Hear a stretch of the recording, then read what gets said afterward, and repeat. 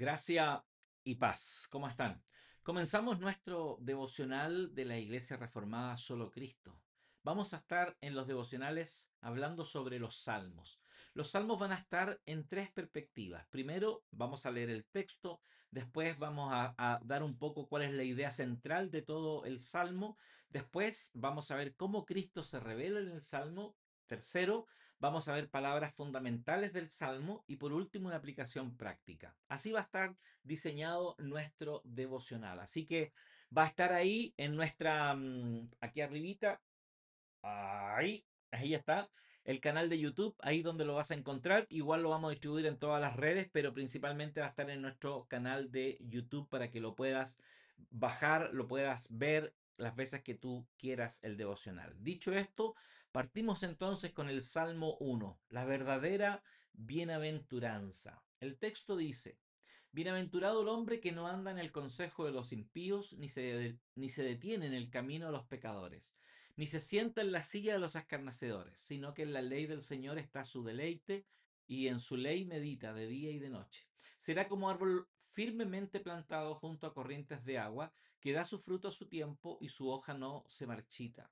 En todo lo que hace prospera. No así los impíos, que son como paja que se lleva el viento. Por tanto, no se levantarán los impíos en el juicio, ni los pecadores en la congregación de los justos, porque el Señor conoce el camino de los justos, mas el camino de los impíos perecerá. Primero, el tema central del Salmo 1. Hay un contraste entre dos caminos. El Salmo 1 funciona como la puerta de entrada al libro entero. Es una introducción, tanto el Salmo 1 como el Salmo 2 es una introducción. Es un salmo magistral que presenta la estructura ética, espiritual y teológica que domina los 150 salmos. Hay dos caminos, dos tipos de personas, dos destinos. Primero está el camino del justo. El justo se describe como alguien cuya identidad está formada por la palabra de Dios. No se define por lo que evita únicamente, sino por lo que ama. El verso 2 dice: en la ley del Señor está su deleite. El verbo deleitarse, que es jafes, ¿cierto? Señala un amor profundo, un afecto fuerte, una inclinación estable hacia la voluntad revelada de Dios. Aquí la obediencia brota del corazón, no de la manera obligada, no por un esfuerzo personal, sino del corazón por la relación. Segundo, nos muestra el camino del impío. El impío es descrito mediante progresiones: andar, detenerse, sentarse. La dureza espiritual no comienza de un instante al otro. Inicia con escuchar consejo errado, continúa con adoptar prácticas equivocadas y culmina en identificarse con burladores de los santos. Y tercero, nos muestra el Salmo 1, el justo, el camino, el destino de cada camino. El justo prospera, no necesariamente en lo material, porque Dios lo planta donde hay vida. El impío, en contraste, es como paja, liviano, vacío, inestable. La estructura es muy clara. La vida bajo la palabra conduce a estabilidad. La vida sin ella conduce a desaparición. Como afirma Derek Kidner, dice: la opción entre el justo y el impío es absoluta y no es meramente moral, es teológica, es cuestión de relación con el Señor. ¿Cómo se revela Cristo como punto 2? ¿Cómo se revela Cristo en el Salmo 1?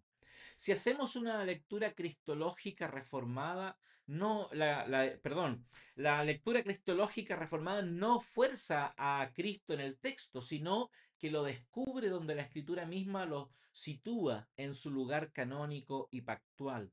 Aquí vemos en el Salmo 1 dos aspectos importantes que hay que hacernos la pregunta. ¿Quién es ese hombre que es justo, que se deleita en la palabra, que medita en ella, etcétera? ¿Y quiénes son los malvados, como dice el verso 4? Antes de ser un llamado moral, el Salmo 1 es una descripción de una persona. Jesucristo es el único que nunca anduvo en consejo de impíos, jamás se detuvo en camino de pecadores, ni se sentó en silla de escarnecedores. Él es el hombre perfectamente fiel al Padre, como lo dice Juan 8:29. Por favor, vayan conmigo a Juan 8:29. Juan 8:29 dice, y el que me envió está conmigo, no me ha dejado solo porque yo siempre hago lo que le agrada. Cristo es el cumplimiento de este salmo, como lo afirma Juan Calvino en su comentario, y él dice, Cristo es el único que verdaderamente cumplió en sí mismo la justicia perfecta que el salmista describe. Pero también Cristo es el deleite perfecto de la ley. Él podía decir con toda verdad, en la ley del Señor está mi deleite, como lo enseña el Salmo 40, verso 8. Vaya al Salmo 40, verso 8 y dice, mi deleite, me deleito en hacer tu voluntad, Dios mío, tu ley está dentro de mi corazón. Esto implica que el Salmo nos llama a una vida que solo puede vivirse en unión con Cristo. Y por último, o mejor dicho, punto 3 de este segundo punto, Cristo es el árbol de la vida. El justo es descrito como un árbol plantado junto a corrientes de agua. Pero en la teología bíblica, el verdadero árbol de vida, fuente de aguas vivas, es Cristo mismo. Vaya conmigo a Apocalipsis capítulo 22, final del texto bíblico, verso capítulo 22, verso 1 y 2. Dice, y me mostró un río de agua de vida resplandeciente como cristal que salía del trono de Dios y del Cordero. En medio de la calle de la ciudad y a cada lado del río estaba el árbol de la vida, que produce 12 clases de fruto, dando su fruto cada mes, y las hojas del árbol eran para sanidad de las naciones. El creyente no solo es un árbol, el creyente da fruto porque está unido a Cristo, el verdadero árbol fértil. Y por último, Cristo también se revela como el juez en este verso 5 de este salmo. Los impíos no se levantarán en el juicio. Ese juicio está en manos de Cristo. Juan 5:22 nos menciona esta realidad. Juan 5, verso 22 nos dice, porque, porque ni aun el Padre juzga a nadie, sino que todo juicio se lo ha confiado al Hijo. Por tanto, el destino de impíos y justos está determinado por su relación con Él.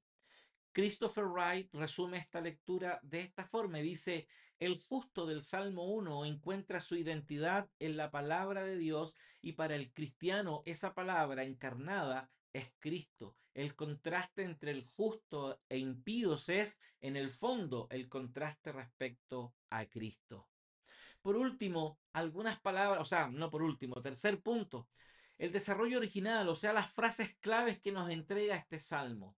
Aquí la palabra bienaventurado, eh, ashre, ashre, es más que felicidad, implica una condición objetiva de bendición divina. No es emoción, es estado, es la gracia actuando sobre una persona. Significa literalmente que dichoso, que dichosa, que envidiable es la vida del hombre bajo el favor de Dios. Esa es la idea del bienaventurado. Segunda, aquí dice consejo de los impíos. Literalmente usa la palabra esá, esá. Implica una visión de la vida. Los impíos no son simplemente personas malas, sino quienes viven sin la referencia de Dios. Después usa otra palabra, deleite, jafes. Jafes implica un afecto profundamente orientado hacia Dios y su palabra. No es solamente leer, es amar lo que Dios dice. Otra palabra que resalta también es medita. La palabra ahí es llegué, llegué. Este verbo significa murmurar, susurrar, rumiar. La imagen es de un creyente que vive conversando con las escrituras, interiorizándolas profundamente en su corazón. Eso es meditar. También tenemos otra palabra aquí, dice que será como árbol plantado. La palabra plantado es satul, es en voz pasiva, Alguien lo plantó. La vida espiritual no nace del hombre, sino de la obra soberana de Dios en tu corazón. Y por último dice, paja que se lleva el viento en el verso 4. La palabra ahí que utiliza es mos, es una imagen de vacío, liviandad y falta de raíz. Así es la vida desligada de Dios, ruido, movimiento, pero sin peso eterno. Para finalizar, ¿cómo aplicamos esta enseñanza a nuestra vida? Primero, evalúa tu deleite. Haz estas preguntas a tu corazón. ¿Cuál es tu afecto real hacia la palabra? ¿Es deber o es deleite? El Salmo no te manda a sentir, pero te invita a reconocer dónde está tu tesoro. Segundo, examina tu camino y pregúntate, ¿con quién escuchas consejos? ¿A quién, a qué mensajes prestas atención? ¿Dónde se están moldeando tus convicciones? Tercero, abraza tu unión con Cristo. El justo del Salmo 1 no eres tú por naturaleza, es Cristo por ti. Él te invita a participar de su justicia, su deleite, su vida y su fruto. Cuarto, construye hábitos de meditación. Haz de la palabra un diálogo constante. Memoriza un versículo, repítelo, ora, aplícalo. Meditar es democratizar el alma a Dios todos los días. 5. Mira tu futuro con esperanza. Dios conoce el camino de los justos. No significa ausencia de dolor, sino presencia constante del Dios que guía, nutre y sostiene. El salmo comienza diciendo, bienaventurado, y termina con perecerá. La vida se juega entre esas dos palabras. El llamado es claro, abraza la senda de Cristo y camina, y caminarás en la bienaventuranza que nada puede robar. Gracia y paz. Dios les bendiga. Nos vemos mañana en el día 2 del devocional.